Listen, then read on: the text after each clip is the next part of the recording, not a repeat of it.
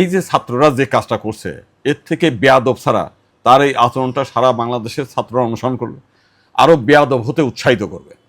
ছাত্রের কাজ হচ্ছে শিক্ষা লাভ করা, সে ওখানে শিক্ষিত হতে আসছে, সে বেয়াদব হইতে আসে নাই, বেয়াদব করতে দেয়নি। অনেকে দেখলাম খুব তার বাহবা দিচ্ছে, সাহসের মতো কাজ করছে।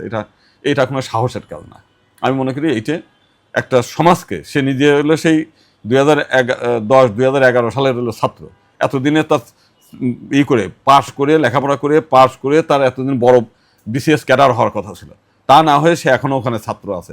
তার পরিণতি হবে আরও দুঃখজনক। সে কোনোদিনও ভালো একটা চাকরি পাবে না, কোনোদিনও ভালো কিছু প্রতিষ্ঠিত হইতে পারবে না, এবং ভবিষ্যতে তারা যারা অনুসরণ করে তারাও দেখবেন যে এই বকাটিপনা ছাড়া কিছু হবে না।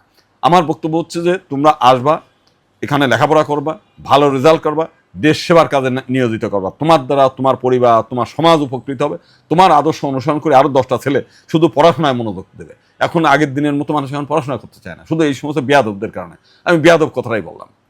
আমার মতে যে এই কারণে তো শিবিরে গিয়ে যায়। শিবির মানে